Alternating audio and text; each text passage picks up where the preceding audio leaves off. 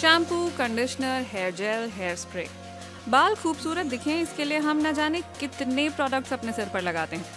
2021 में global hair care market ने 70 अरब euro का व्यापार किया। इतने में आप 220 हवाई जहाज खरीद सकते हैं। लेकिन क्या इन प्रोडक्ट से वाकई फायदा होता है? डर्मेटोलॉजिस्ट की सलाह है कि घने मुलायम काले बाल चाहिए तो अपने खाने पर ध्यान दीजिए। बहुत लोग लगातार लिख रहे हैं कि हेयर फॉल के बारे में बताइए, बाल क्यों गिरते हैं ये बताइए, बालों का ख्याल कैसे रखें इस पर वीडियो बनाइए। तो चलिए आज बात बालों की।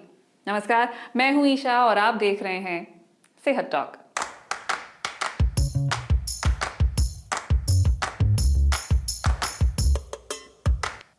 वो 3 चीजें जो बालों की सेहत के लिए सबसे अच्छी हैं। पहली, मशरूम, वो भी सूखे हुए। 100 ग्राम सूखे हुए मशरूम में 157 माइक्रोग्राम बायोटीन होता है, जबकि सामान्य मशरूम में 94 माइक्रोग्राम। दिन भर में हमें सिर्फ 30 माइक्रोग्राम की जरूरत होती है।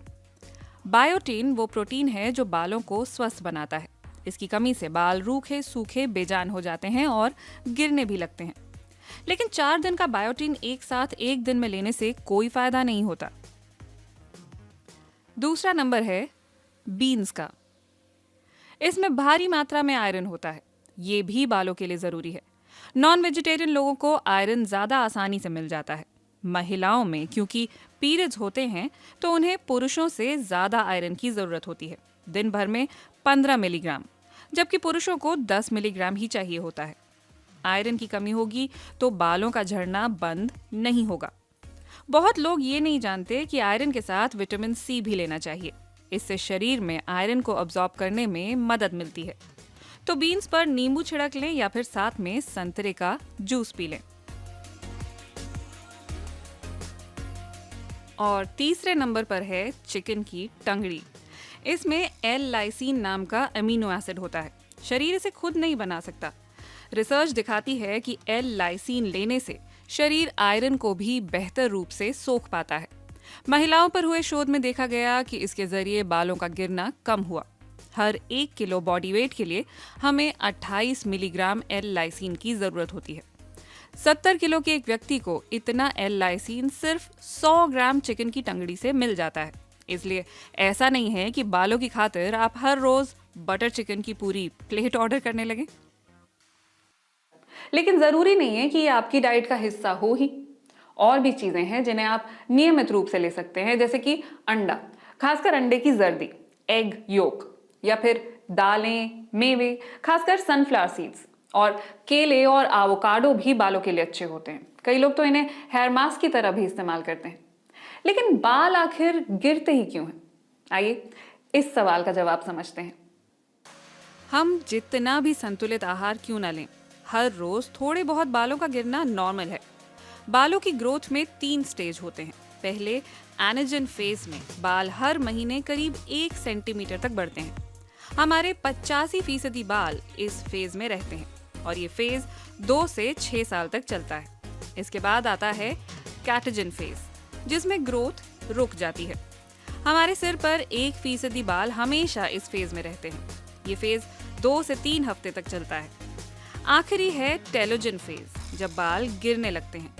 करीब 15% बाल हमेशा इसी फेज में रहते हैं। हर दिन 50 से 100 के बीच ऐसे बाल गिरते हैं और उनकी जगह नए बाल उगने लगते हैं। हाँ, अगर आप किसी बीमारी से गुजर रहे हैं तो हो सकता है कि बालों की ग्रोथ की ये साइकिल ठीक से काम ना करे और बाल सीधे आखिरी फेज में पहुंच जाएं। ऐसे में बाल ज्यादा झड़ते हैं। बाल गिरने की कई वजह हो सकती हैं। सबसे पहली तो आपके जीन्स। ये हेरिडिटरी होता है, यानी अगर एक उम्र के बाद आपके पापा के बाल उड़ गए थे तो बहुत मुमकिन है कि आपके साथ भी ऐसा ही होगा। वैसे जैसे जैसे उम्र बढ़ती है बाल हल्के होते जाते हैं, ये नॉर्मल है। अगर आप किसी बीमारी से रिकवर कर रहे हैं तो भी बालों का झड़ना नॉर्मल है, क्योंकि आपके शरीर को न्यूट्रिएंट संभाल कर रखने हैं ताकि आप तंदुरुस्त हो सकें। ऐसे में नाखून या बाल शरीर के लिए प्रायोरिटी नहीं होते हैं।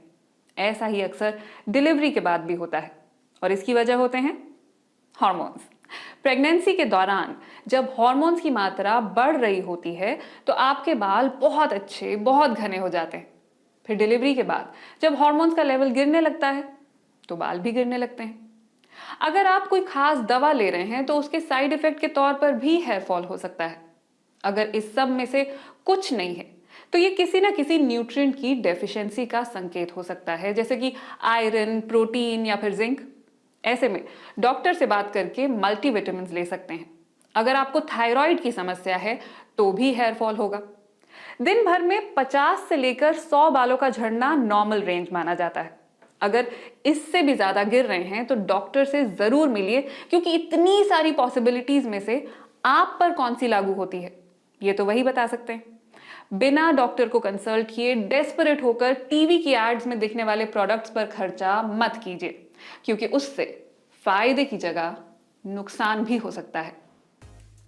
जब बाल झड़ते हैं तो आप किसी न किसी ट्रीटमेंट का सहारा लेते हैं, पर इनसे साइड इफेक्ट्स भी हो सकते हैं। कुछ हेयर ट्रीटमेंट प्रोडक्ट्स को इरेक्टाइल डिसफंक्शन जैसी बीमारियों के लिए भी जिम्मेदार पाया गया है। हेयर ट्रांसप्लांट एक अच्छा विकल्प है, लेकिन ये इतना महंगा होता है कि आम लोग तो इसे अफोर्ड नहीं कर सकते। इसलिए आप जैसे हैं वैसे ही खुश रहिए।